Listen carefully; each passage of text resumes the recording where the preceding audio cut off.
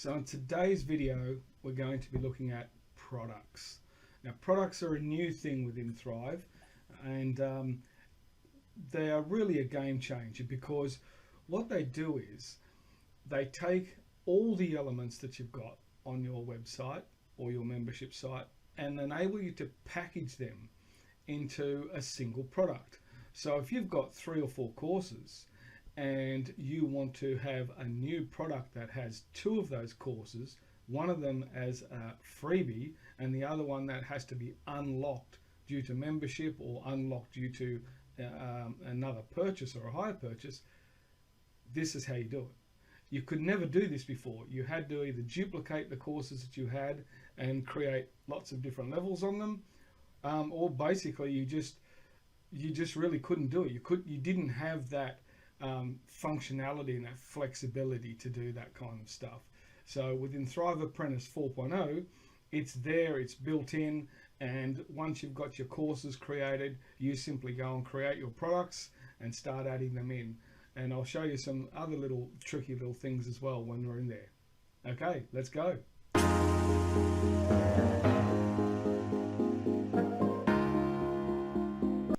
Here we are in our Thrive Apprentice, and we can either get to products over here or click on products just here. So we use the side menu this time and we go into products. We don't have one at this stage, so let's go and create our first product.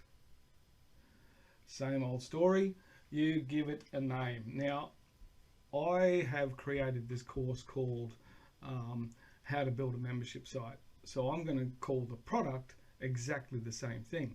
But if I had 4 courses, and one was a membership site, one was an email marketing course, another one was a web page building course or something like that, I might call this product Essential Marketing Knowledge. Sounds pretty good. Actually, sounds pretty crap, but that's not the point. The point is you've got a name that you can put there. So, as I said, we will call this How to Create a Membership Site. Now, the thing is, you need to have a product for each course you create. One is attached to the other. But as I mentioned before, a product can contain many courses, and this is where the power comes. So the other side of the products is that when we create our products, we then have the ability to promote them via e-commerce platforms and other things. Rather than just promoting the course itself, we promote the product. So here we have the ability to add a course and add other content. So first of all, I'll go and I'll add a course, and you'll see there that our course here, How to Create a Membership Site, is listed. Obviously, if I had lots of other courses there, then they would be listed as well. So I'll click on that and say add to the product. And now it says, what other content do we want? And this is where it's really powerful, because we have the ability to add a post. So a blog post, maybe we've got some blog posts that accompany our course as extra resource material, or we might have some special pages and other things that we've are special sort of products within themselves, or extra information, that kind of thing. We can add a search results page. So if you've got a lot of content around a particular keyword, then you can add that search results page, and bang, your people have got access to all those posts and pages that are based around that keyword. That's a really helpful one. Similar with the archive, but that's more around the categories and that kind of standard blog posting process. So I'm not going to add anything into this course. I just simply want to have what I have, which is the course itself, and I say done. And basically, that's it as far as the creation process is concerned. Now what we do is we need to put some access requirements on them. So this is where, if you were going to add this to a WooCommerce site or into ThriveCart, which is a product that enables you to create e-commerce platforms, or it's an e-commerce platform itself, I should say, then this is where you would go and add in to your own membership area, not membership area, your own login area there, and you would set the various rules for that particular ThriveCart product. Again, same deal as if you're with WooCommerce. Now, I don't have WooCommerce installed on this site, so nothing's going to come up here. So what I will choose instead for our demonstration is WordPress, of course, because that's what we're in. We're in WordPress. This is how you can create an added level of restriction or access control over your products and your courses. Because if you remember from our course video, which is up top there somewhere or down in the description, we had everyone as that this course was access to everyone or available to everybody. Okay, on the third course, or the third lesson in the course, I could have said inherit the restrictions from the product. I didn't. I said it as everyone has access, but I could have said inherit the restrictions from the product. And this is where I might put it in, where a person would have to be a subscriber to my WordPress installation, or a contributor, or the manager, or author, whatever they are. And when they come to that section of the course and they try to open that lesson, a box would pop up and say, you need to be a subscriber to be able to access this level.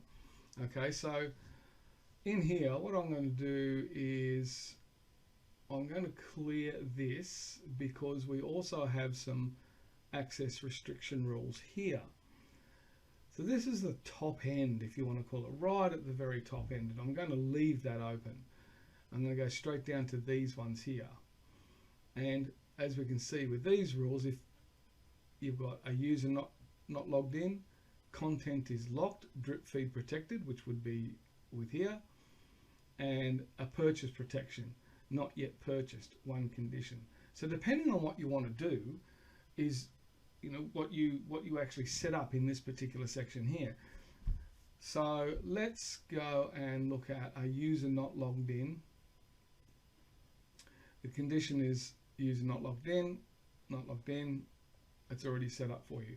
Here, same as with content is locked, drip feed protected. So these are two standard ones, and the purchase protection is a standard one. We can add a new rule here if we want. Let's just call this new rule, just so we can see what it is. And what are the conditions of this rule? The user has purchased another product. The user has a WordPress role. So let's use user has purchased another product.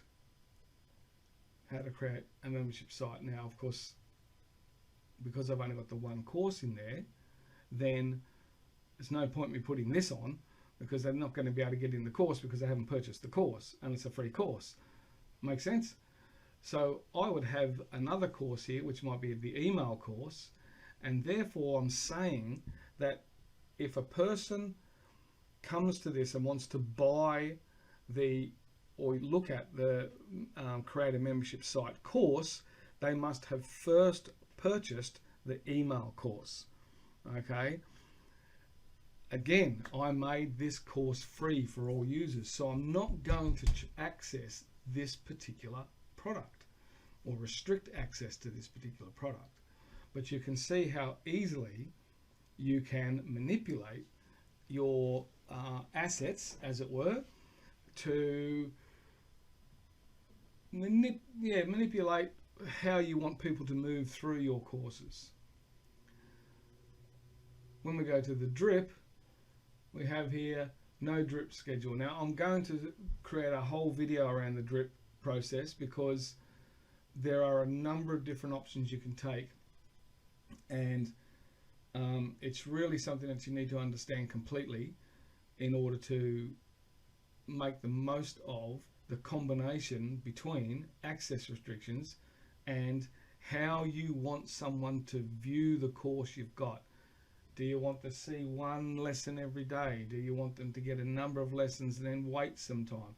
Do they have to click on the lesson finished button to ensure that they get the next lesson? You can put time restrictions on. There's a whole bunch of stuff. So again, that's a video in its own right. So we'll just go back to our dashboard here. You can see that we've got how to create a membership site as one product, and that's it. That's all you need to do. So it's create the product, choose what you want inside that product, choose the access restrictions on that product that are at the top level of the product, not necessarily what you set within the course, and then play around with some drip feed settings if you want to for this particular product. Again, you've got the drip on the courses as well. What I will say is that you have the opportunity to make these products self-fulfilling, if that's the way to put it, is so I can put the access restrictions, even though I've got other things set on a course somewhere. Once I've created the product, if I had 4 courses in it, for example, I can put those same restrictions on that. Say if the person hasn't finished the how to create a membership site course, then they can't open the how to create an email course, or how to make email work for them, those sort of things. And if they haven't done that, they then can't open the third one. And this gives you a real control over how your buyers get the course. This is great for people who run, face-to-face type classes, where they're doing, weekly roundups with people and other sorts of things like that, so that you can control what's going on, so your classes don't just run away from you. Alternatively, you have no restrictions on them whatsoever, and people are just buying courses and doing them at their own pace. So there you go. That's how you create a product within Thrive Apprentice 4.0. And we will move on to the next video, which is going to be about how to create all those drip feed processes. So we'll see you then. So if you like these videos, hit the like button and then smash that subscribe button, and also hit the bell notification too, because that tells YouTube that you want more of these type of videos. Thanks.